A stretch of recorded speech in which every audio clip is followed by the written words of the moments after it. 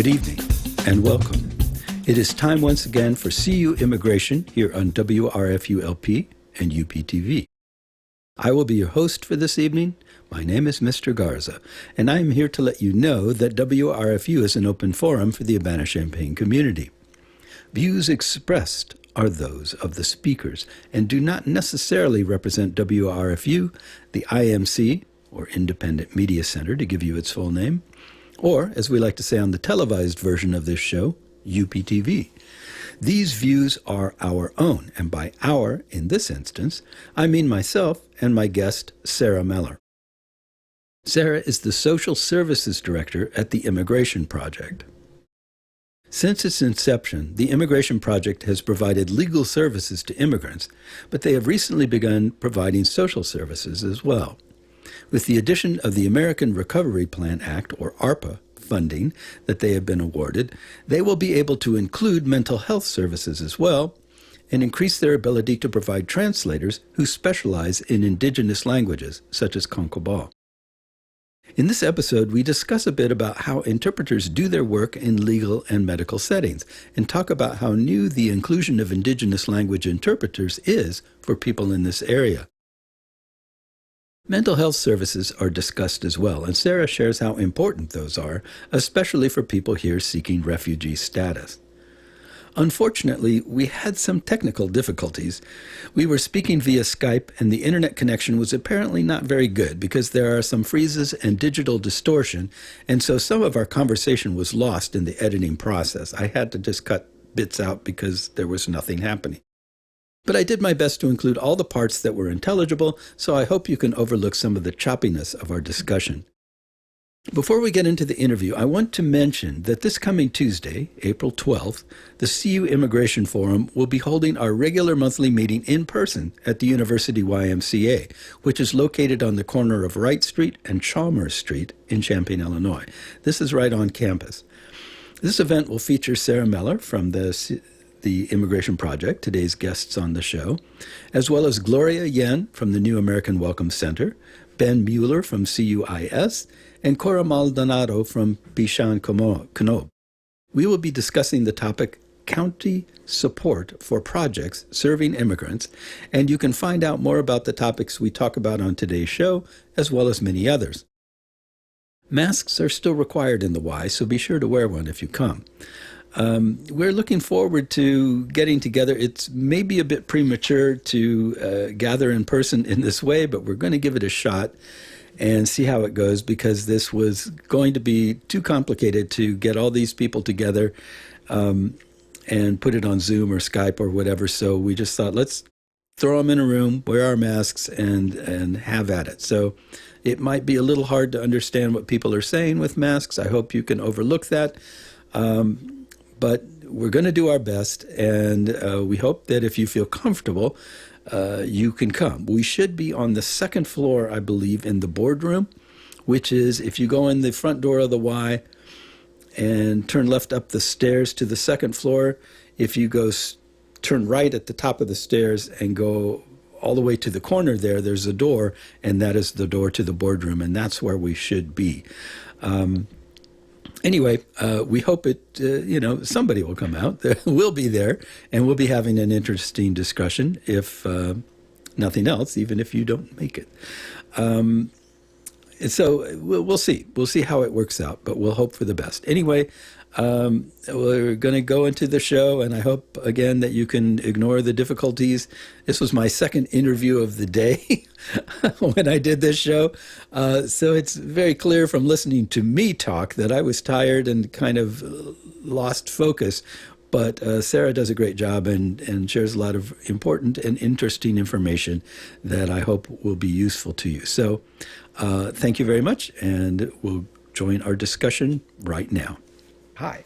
Could you maybe start out by talking about who you are and who you work with and all that stuff? Sure. So my name is Sarah Mellor. I am the Social Services Director at Immigration Project. Immigration Project is a 501c3 nonprofit organization. We've been around for 25 years. we have offices in Bloomington Normal and Champaign-Urbana, but we actually serve 86 counties in Illinois. Wow. So basically all of downstate Illinois. Everywhere south of I-80. We don't serve Chicagoland. There are a lot of other immigrant servicing agencies in that area. And we primarily, our original focus was providing legal services to immigrants, so full legal representation. We have attorneys and Department of Justice accredited representatives that provide legal services. And over the course of time, our legal representatives discovered that people have a lot of secondary needs and holistic wraparound services for immigrants. For example, we work with a lot of victims of like human trafficking or people who are seeking asylum because there was a lot of trauma, violence back in their own country. And so there was need for like mental health services and food, clothing, just everything that people need to get started in a new community. And so about 2 years ago, we started offering more of those social services to provide a more holistic, helpful experience to immigrants. Okay, And so so that's my job.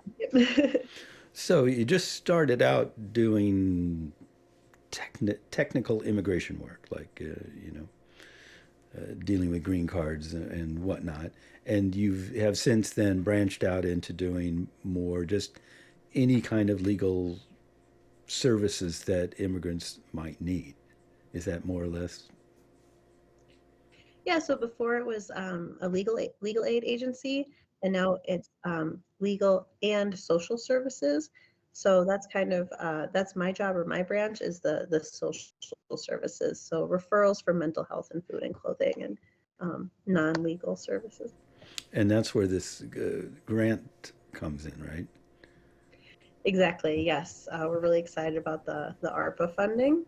We're hoping that it's going to help us take a few more steps towards that holistic experience, holistic aid to immigrants. So, what are you going to be able to add with this new money? What kinds of services are? Is it just more of the same, only better, or actually something new and different? I'm hoping it's going to open a lot more doors and opportunities for the clients that we serve. Mm-hmm. So if you've already heard a little bit about the ARPA plan for Champaign County, it's kind of a two-tiered plan. There's a language access plan, and then there's a mental health plan. Um, and so with the language access piece, it has a specific focus on Indigenous speakers. Mm-hmm. That's going to really help us. The focus on Indigenous speakers is really going to help us serve an underserved community. In Champaign County, there's multiple Indigenous languages, but Kanhobala is the main Indigenous language in Champaign County. And so a lot of those speakers speakers of Kanhobal or other indigenous languages have been forced from their homes, their homeland, because of government or political pressures there, or different conflicts. And Mm-hmm. so they honestly have valid claims as refugees and asylum seekers. But they have a big barrier to obtaining legal representation from us or any other services from us because of that language component. It's really difficult right now to get Kanhobal interpreters. Mm-hmm. And so it presents a big barrier for Kanhobal speakers to access our legal services. Um, Usually, a person to file an asylum claim is going to have to meet with their lawyer over multiple months for many appointments. And so we need those interpreters to be in place so that the person can actually carry out their legal claim. Mm. And you're going to be able to hire people to do this? Yeah, so with this plan, the idea is that there'll be a cohort of Kanobal speakers, which will go through training, so that there's kind of a standardized practice in place. so that they understand confidentiality, and so that they're essentially going to be trained professional interpreters, which then we'd be able to hire. Um, because really it's a capacity building thing for all of the agencies that are involved, because it's really not funds that are the barrier right now to us having CONMEBOL interpreters. It's just the lack of Indigenous interpreters that in existence. So even if we're able to pay to hire CONMEBOL interpreters, they don't exist. So it's really difficult to even contract one. And so with this, there'll be people with proper training, who are available to do that interpretation and who understand what agencies like ours are looking for when we're asking for an interpreter. And so your job is basically find these sorts of people, train them. That's part of that's not my specific focus or our agency's piece of this plan. Actually, you've probably already interviewed Cora Maldonado. Yeah. She's helping kind of organize that piece of it and doing outreach in the CONMEBOL community. We've spoken with a few CONMEBOL folks that we know, to try to bring them into the project, to recruit their friends, family, or themselves to be a part of it. But essentially, one of the pieces I've been working on is the mental health piece, which is the other side, and kind of creating contracts and determining the systems by which our 5 agencies, will interact with all these moving pieces, right? So because we're not only talking about, oh, we're going to train interpreters and it's going to be great, and then we're going to be able to hire them. Well, there's a lot of guidelines that, as our agencies are moving through this process, we have to put into writing, okay, how many hours are each of these interpreters going to be available to each of our agencies? And would it be right if one agency was monopolizing the interpreter's time? Same thing for mental health providers. Is the work that the mental health providers do, is it going to be divided equally among the agencies, and how will that be reported back to Champaign County, who's providing this funding? And so organizing systems for reporting and contracting is my piece right now. Okay.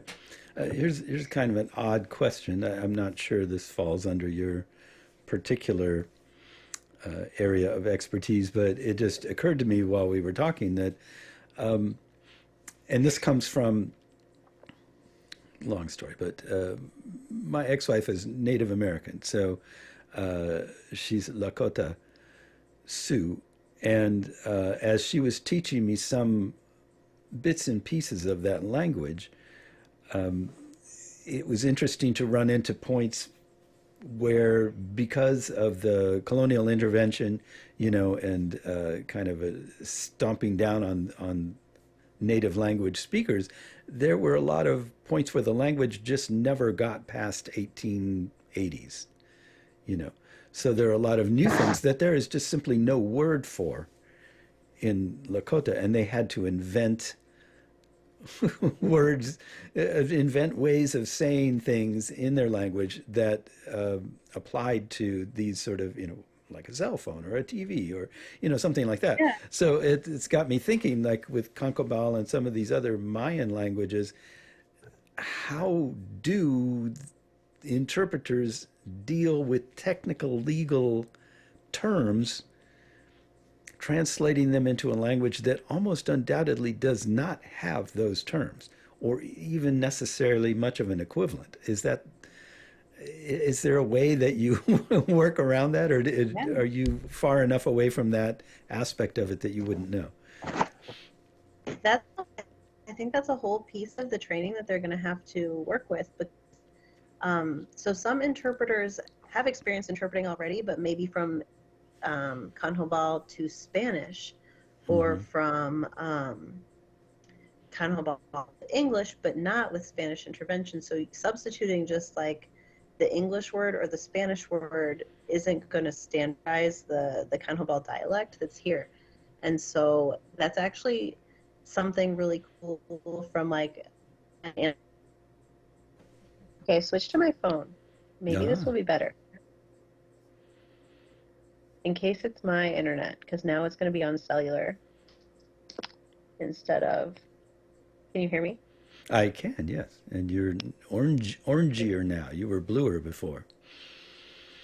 Oh no, I don't see myself anymore. I only see you. So I Uh, don't know, I'm but really hopefully this orange. will be more.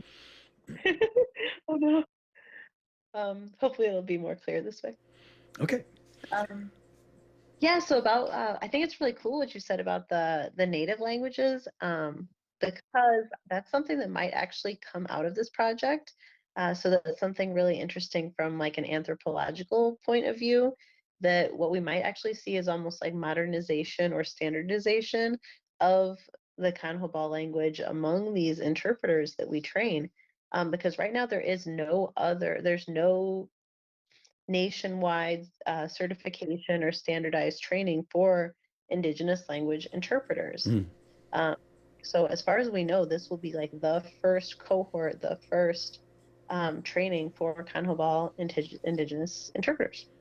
Hmm. Um, Okay. so, yeah, they don't currently have a way to um, just is it the standard practice to replace it with an English word if there is no Canobal word? Is the standard practice to replace it with a Spanish word if there's no Canobal word? We don't really know. And so those are questions that might actually be answered. I'm sure it'd be a great research opportunity for somebody. Yeah, I would think so. Um, it occurs to me also that medical interventions would be similarly hampered by someone saying, "Oh, you have hypertension," and it's like there's no word for hypertension in Congo, you know. So what do you call that in a language Yeah. that doesn't have that term or something even similar? One thing Cora was saying in our interview, which was like 2 weeks ago, was that a lot of the Concobal's speakers do not write. They have no Mhm. ability to write the language, and that right there is a hurdle because you've got people that can speak it but they can't write it, and a lot of the people they'd be interpreting for again can't. They're not literate in that sense, and so that creates another hurdle for people to figure out how to jump over, particularly like signing contracts or anything that you have to write. If you can't write that, you probably can't write anything else either, and so it's that's a big problem, it seems to me. That's correct. It's not even really recognized. I guess there is a written form of Kanhobal, but Mm-hmm. it's so infrequently used that it's almost not even recognized um, as a written language. But it is interesting how you mentioned Lakota. So I'm familiar with a little bit of Creek, Mm-hmm. and when like the missionaries came and they were teaching the people about their religion, there was no word, of course, for heaven because that wasn't a concept in among the Creek people. Right. And so the translation is Hulwe Taloban, which is like high town. So they Mm. say like high, like up high town. So we may see some new words come out of this language cohort that are uh, basically invented new Kanhobal words for words like hypertension. So Yeah. Well, I think that that inability to easily access language friendly services has got to be one of the major reasons why people feel isolated and unable to really become part of the community. They sort of live apart, not a part of, but apart from the community, partially because there's no easy way to sort of just ease into the space. There's no one to understand you, or not many people who can understand you, and there's not much that you understand. I know that in my various pursuits, I have occasion to speak to people who are not English speakers, not English as a first language speaker. Excuse me. And I find that even when they're pretty good at English, it's still this very narrow conversation. Like I find myself unconsciously simplifying and I don't know what to call it, but just like not infantilizing, but you know what I mean? Just like taking whatever I'm trying to say and try to make it as easy to understand as possible, as digestible as possible. And in so doing, I'm not really saying what I want to say. I'm just talking about what I want to say, if that makes sense. And that creates a distance that's just difficult to bridge. So I don't know what point I'm trying to make here, except that just that this seems like a really important thing that you're working on right now. It's true. Yeah, one of the goals of Immigration Project is to kind of lead people towards self-sufficiency Mm-hmm. and being a part of the community, to where they can not integrate but just fully feel like they're members of the community and not a Mm-hmm. subset of the community. And so to build self-sufficiency, language and having a way to communicate uh, with the broader community is absolutely essential to, yeah, learning new ways, and in the case of our legal services, to gaining work authorization, which then allows more self-sufficiency as well. Mm-hmm. Yeah, there's a huge push in some circles for immigrants to assimilate. That's like, well, you're coming here, you should try to assimilate. But that's a lot more difficult than it sounds, even if it's something you really want to do. Let's say you're just like all ready to jump in here and be, Joe American. It's not just deciding you want to do it. There's a lot of layers to it. What is it to be an American? What is it to be someone from Illinois? What is it to be someone who lives in Urbana or Champaign? What does that entail? And it may look like something from the outside that it doesn't necessarily feel like on the inside. So, do you touch on any of that in your work, or you try to Yeah, kind of avoid it?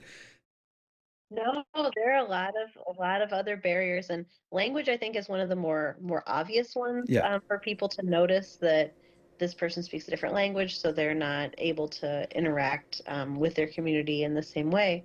But the other piece of our plan is the mental health piece, Mm. and people don't always see that as such a barrier, but it really can present quite a barrier, and so I'm glad that we're addressing that with ARPA funding as well. Um, as I said, we deal with a lot of asylum seekers, so they've had trauma, persecution. They often fear death or torture, from if they had to return to their own country, Yeah. and so they're dealing with a lot of things that are preventing them from being able to maybe interact in a normal way. Um, to make relationships with other people in their community, or even some things as easy as go to school or work. The mental health piece is huge.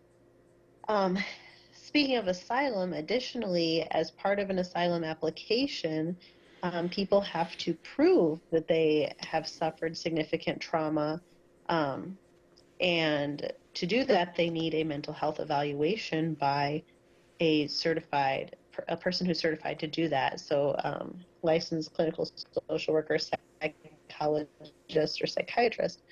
Those generally cost about $900. Mm-hmm. So another thing that we're hoping to do with this funding is find other resources, train more people. Again, it's a rarity, it's a scarcity thing, is why people are able to charge $900 for these mental health evaluations, is because very few people are certified to do so. As of yet, we have not found any one person in Champaign County who has this certification to do the mental health evaluations as required by United States Customs and Immigration Services. Hmm. So, so yeah, it's really important that we find these people and then get more mental health providers trained to do the immigration psychological evaluations, so that more people can get their legal status. So your group does legal work, right? You have lawyers on staff, but you're not imagining that you're going to hire mental health workers too, right? Or am I wrong about that? Um, the idea with the ARPA plan to build capacity would be to train mental health workers on the needs of immigrants. And so we would then have those people available as a source of referrals. Mm. Um, so now if someone comes to us and we get to listen as part of their immigration legal case, we get to listen to some horrific things that they've been through, then to hang up the phone and thank you for sharing your story. Have a good night. Yeah. um, See ya. and instead we're able to say, we know a really good exactly. Thanks for sharing. I hope you're okay. And we're able to say, if you need to see someone or talk about this trauma that you just had to share with us, as we're going through your legal case, if you need to talk to someone, here's a provider who has been trained and knows how to deal with people in your situation, how to help people who've gone through what you've been through. Mm-hmm. So to provide that counseling, or also provide evaluations, which then can demonstrate to immigration that the person legitimately does fear death or torture to go back to their country, kind of thing. So, but it's just finding providers that are trained and, or rather, it's training up people, because we already are kind of finding that providers with these capabilities don't exist. Mm. So that's what we're hoping to use the ARPA funds, is building a network of places where we can refer immigrant survivors of trauma. So it's really kind of all different parts of a package. You know, the language, the legal stuff, the medical stuff, all those things are interconnected and interdependent, I guess you might say, for any immigrant or refugee who's coming here. They're going to have to deal with all these different kinds of things at some point or another. And if there were a way to just have a one-stop shop, you know, for all your immigrant needs right here, you know, that would be really great, because otherwise you're just bouncing from agency to agency. And I mean, I know just for myself and just in life, it's like trying to make an appointment to see somebody and have a job at the same time. You know, like, oh, I have to have a doctor's appointment, but I work. So they're only open when I'm working, so I have to like take, you know, it's complicated enough just to do that one thing, but when you have all these different components that you have to juggle, do you help Yeah. people with that juggling stuff? Is that kind of your job? And then you have a radio show on top of it. I mean, how do you handle all this? But no, I I can't. understand exactly.